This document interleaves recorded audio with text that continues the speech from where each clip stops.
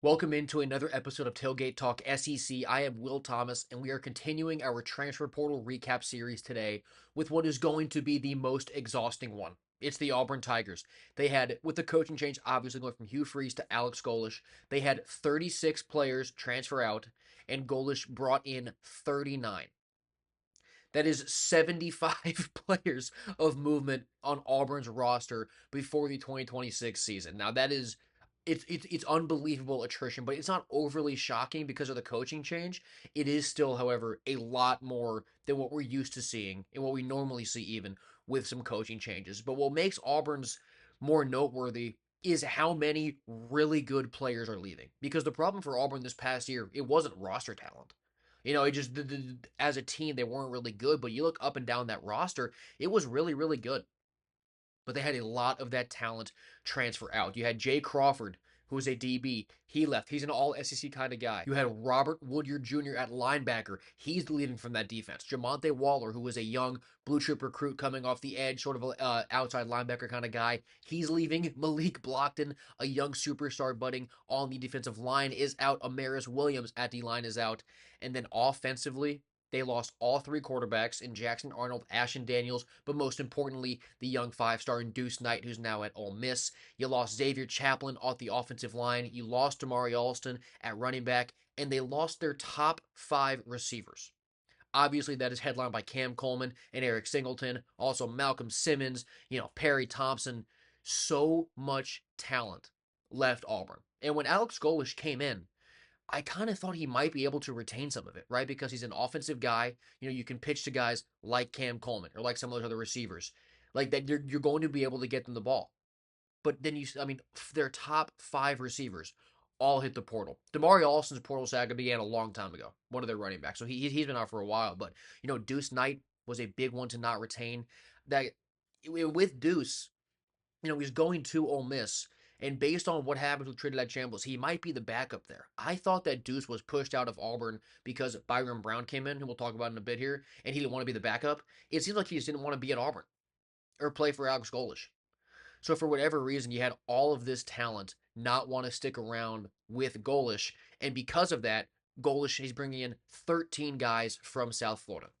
That is 1/3 of the incoming transfers. Obviously, Byrum Brown, his quarterback from USF, is following him. That's a big time get, right? Because Brown is built like a linebacker. He's obviously one of the most physical players, not even just quarterbacks in the SEC now. And I'm excited to see how his game translates. But just all of the USF guys who he's bringing in is Byrum Brown, Jeremiah Kroger at receiver, Cole Best on the offensive line, Keyshawn Singleton at receiver, Nakai Davenport at running back, Cole Skinner on the offensive line, Jonathan Eccles at tight end, who I like a lot, Chaz Nimrod at receiver, who used to be at Tennessee, now he's making his way to Auburn, Fred Gaskin III at safety, Christian Neptune at receiver, Lachlan Hewlett at quarterback, Corey Pettigrew at receiver, and Gavin Jenkins at corner. I literally started laughing in the middle of that. It's not even in a mocking way. It's just crazy how much talent and how much players from USF are now coming to Auburn. And the Tigers, they're really going to look like USF next year, which I don't even know if that's necessarily a bad thing because the Bulls were really good.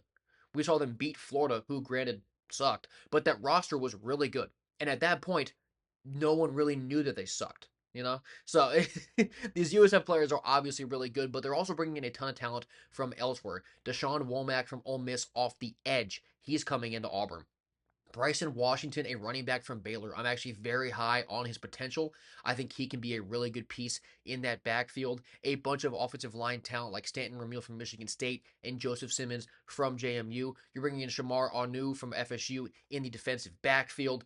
You have Fred Gask. Arliss Boardingham from Bowling Green at tight end. He used to be at Florida. He's a very good player with a very, very high ceiling.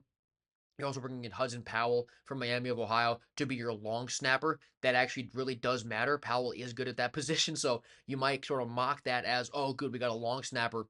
Long snappers can lose you games. They don't really win you games that often, but one bad snap can lose you a game, so that is very important. Also brought in Taryn Hedrick from Ole Miss at offensive tackle. So you lost so much talent. Your top five receivers, your superstar, five-star quarterback of the future, a bunch of your young defensive pieces. I think that Golesh did a pretty good job of backfilling it. I really do, because even though a lot of these guys, they're not coming from power schools, it's 13 kids from USF. On the surface level, that might not look the best, but these are guys who almost went to the playoff last year. They're guys who beat Florida, who hung with Miami for a quarter and a half. Like they're really good football players. And now you're putting them on an SEC roster, so obviously it's probably not safe to assume that they all translate. Right, I can't imagine that he goes 13 for 13 on pulling guys from the American with him to the SEC and they all hit. But like Byron Brown, I think is going to be really good.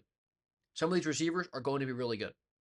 So just that these guys are really good football players, and at least I'm very confident in Alex Golesh being a really good head coach. I'm really excited for Golesh at Auburn. Now, will it happen this year? Probably not, just because of how much new there is. So even if the players do pan out, you're not really going to see it mesh as a team. Obviously, in this day and age, there is attrition and portal turnover with every single roster. It's not normally 36 out and 39 in, right? So I think you're going to like see evidence of all that newness kind of play out this year, but they should be improved. They should make a bowl game with this roster this year. And I'm really am excited for Golesh at Auburn. I think he'll show some signs of life here in year one, with maybe one win they shouldn't get, with some explosiveness from Byrum Brown and some of those other playmakers that he has.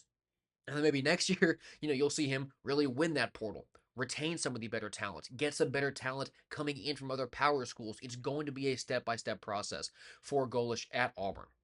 That was always going to be the case, especially for new hires in the SEC, but especially so for Golesh and Auburn because of all of the new. So that'll do it.